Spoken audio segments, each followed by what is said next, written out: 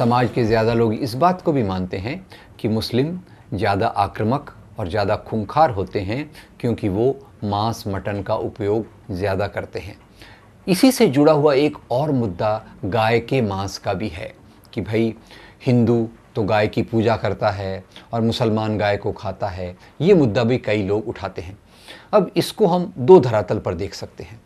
पहले तो मैं आपसे पूछना चाहूँगा कि आप मुझे बताइए 20वीं शताब्दी का सबसे बड़ा नरसंहार करने वाला हिटलर, उसके खान पान का तरीका क्या था? आपको सुनकर ये आश्चर्य होगा कि हिटलर जिसने 120 लाख लोगों को मरवाया, वो हिटलर पूरी तौर से शाकाहारी था। मेरे कहने का तात्पर्य ये है, आधुनिक विज्ञान जो मेडिकल साइंसेस से जुड़ा है, उसके अनुसार हमारे खाने पीने का और हमारे स्वभाव का कोई ज़्यादा संबंध नहीं होता। हमारा जो स्वभाव है वो सामाजिक परिस्थितियों से विकसित होता है। हमें बचपन से किस प्रकार का लालन पोषण, किस प्रकार के समाज के अनुभव मिलते हैं, उससे लोगों की हिंसक और अहिंसक प्रवृत्ति का निर्णयन होता है। जहाँ तक दुनिया का सवाल है, यहाँ मैं ये बताना चाहूँगा कि दुनिया के 80% से ज़्यादा लोग मांसाहारी हैं और मांसाहार की कल्पना भी हर एक जगह पर एक सरीकी नहीं है। जैसे कुछ क्षेत्रों में मछली और समुद्र के जीवों को खाना मांसाहार नहीं माना जाता, बाकी कुछ लोग तो अंडे को भी मांसाहार में शामिल कर लेते हैं। तो इसकी जो परिभाषाएं हैं, इसकी जो समझ है, वो दुनिया में एक प्रकार की कहीं भी नहीं है। तो इसलिए खाने पीने की आदतों को हमारे स्वभाव से हिंसक अहिंसक प्रवृत्तियों को खाने पीने से जोड़ना पूरी तौर से गलत है।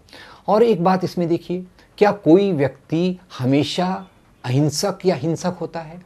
कई बार एक व्यक्ति बहुत सीधा साधा होता है, अहिंसक होता है, पर ऐसे हालात समाज में आते हैं जिसके कारण उसको हिंसा का मार्ग अपनाना पड़ता है।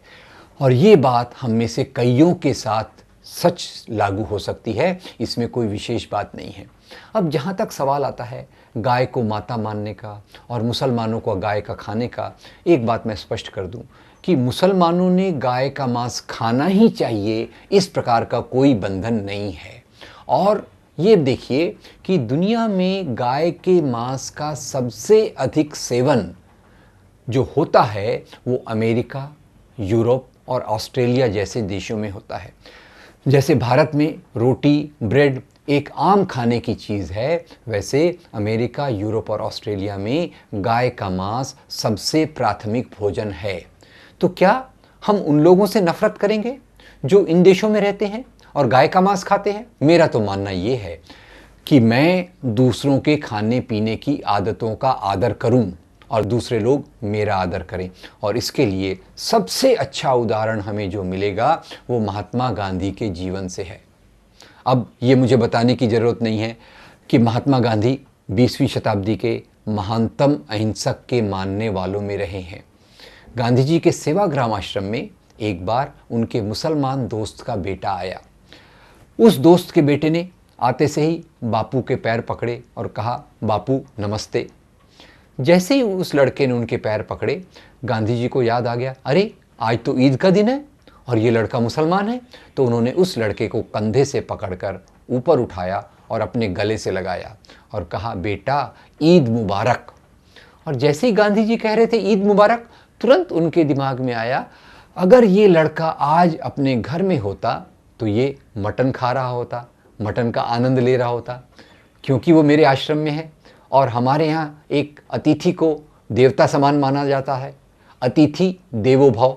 तो गांधी जी ने तुरंत अपने सहकारी मित्र से कहा, देखो भाई, ये दोस्त का बेटा मेरा यहाँ आया है, ये हमारा मेहमान है, आप बाज़ार से जाकर इसके लिए आज मटन ले आइए क्योंकि आज इसके त्यौहार का दिन है। अब जैसे उस लड़के ने ये बात सुनी, उस लड़के ने तुरंत गांधी जी के पैर फिर पकड़ लिए और कहा, बापू आज के दिन मैं मटन नहीं खाऊंगा क्योंकि मैं आपके आश्रम में आया हूँ।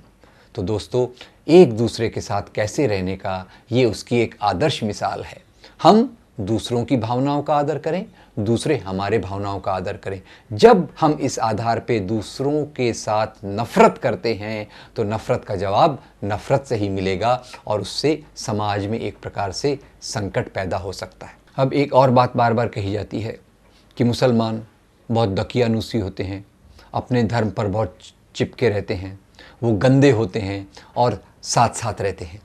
ये सब बातों में कुछ सच्चाई ज़रूर है। इस बात को मैं मानता हूँ कि आज पिछले ख़ास तौर से 25 साल से मुसलमानों की अलग अलग बस्तियाँ हो गई हैं। पर ये बस्तियाँ क्या उन्होंने चुनकर बनाई है? Is it a matter of their choice? क्या उनको ऐसा लगता है कि हमने अलग ही रहना चाहिए? नहीं मित्रों, मामला कुछ उल्टा है। मामला ऐसा है कि सांप्रदायिक दंगों के कारण मुसलमान समाज के एक बड़े भाग में डर की भावना आ गई है और इस डर की भावना के कारण वे समाज की मिश्र बस्तियों में असुरक्षित महसूस करते हैं। अपनी इस असुरक्षितता की भावना को दूर करने के लिए वो दंगों के बाद अपने दूसरे घरों को छोड़कर उन क्षेत्रों में घर ले लेते हैं जहां बाकी मुसलमान ज़्यादा रहते हैं। तो अब इसके कारण क्या होगा? अगर एक प्रकार के लोग एक जगह पर रहने लगेंगे तो उसमें प्रगतिशीलता ज़्यादा आएगी या दकियानुसीपन ज़्यादा आएगा? ये समझने के लिए मैं 2 उदाहरण आपके सामने रखूँगा। पहला उदाहरण हमारे बम्बई के मुम्ब्रा नाम के उपनगर का है। आप में से कुछ लोगों ने इस उपनगर का नाम सुना होगा। 1992-93 के दंगों के पहले जब मुम्ब्रा की जनसंख्या की गणना की गई तो मुम्ब्रा की जनसंख्या थी 80,000। अब दंगों के बाद जो परिवर्तन हुए, उन परिवर्तनों के बाद सन 2001 में जब मुम्ब्रा में जनसंख्या गणना की गई तो मुम्ब्रा में वहाँ की जनसंख्या थी 7 लाख। तो ख्याल कीजिए, मुम्ब्रा में ज़्यादा रहने वाले लोग मुसलमान हैं। 1991 में 80,000 हैं, 2001 में वो 7 लाख हो गए। ये कैसे हुआ? क्या इन 8-9 सालों में उन्होंने बच्चे खूब पैदा किए? असंभव है। इसका वास्तविक कारण ये है कि जिन क्षेत्रों में दंगे हुए वहाँ के मुसलमानों को असुरक्षित लगा। ये असुरक्षितता की भावना समाज के बाकी लोगों में भी गई और उसके कारण बाकी मुसलमान भी इन क्षेत्रों में आने लग गए। इसका दूसरा उदाहरण है गुजरात का। गुजरात में सन 2002 को भीषण दंगे हुए। इसमें 2000 से ऊपर मुसलमान मारे गए और इसके बाद वहाँ की जो भाजपा की सरकार थी उसने न इन मुसलमानों को कोई सही मुआवजा दिया, न न्याय व्यवस्था ने इन्हें न्याय दिया। उसके कारण जो परिस्थिति बनी, आज परिस्थिति गुजरात में ये है कि दंगों के बाद करीब 5 लाख मुसलमान इस प्रकार की अलग बस्तियों में रहते हैं। अब अलग तो रहते हैं, क्या सरकार, क्या वहाँ की म्यूनसिपैलिटी उन्हें वो सुविधाएं दे रही है जो आम लोगों के लिए जीने की ज़रूरत है? बिल्कुल नहीं। सरकार की तरफ से, म्यूनसिपैलिटी की तरफ से ये सब सुविधाएं वहाँ से वंचित कर दी गई हैं। तो कहीं भी शून्य तो हो नहीं सकता। अगर सरकार ये सुविधाएं नहीं देगी तो कौन देगा? तो कुछ जो मूल तत्ववादी कम्युनल मुस्लिम ग्रुप हैं, वो मुस्लिम ग्रुप इन क्षेत्रों में जाकर इस प्रकार की सुविधाओं को मुहैया करवा रहे हैं। अगर उन क्षेत्रों में पहले तो सभी के सभी मुसलमान रहते हैं, ऊपर से अगर सांप्रदायिक मुसलमानों के ग्रुप उनको मदद करेंगे तो इस मुसलमान समाज की मानसिकता का क्या होगा, ये आप खुद सोचिए। तो ये मानसिकता जो बनती है, कोई जानबूझकर संकुचित नहीं रहना चाहता। समाज में आज ऐसी परिस्थितियां बन रही हैं जिसके कारण कुछ लोग संकुचित हालात में जाकर संकुचित मानसिकता में जी रहे हैं।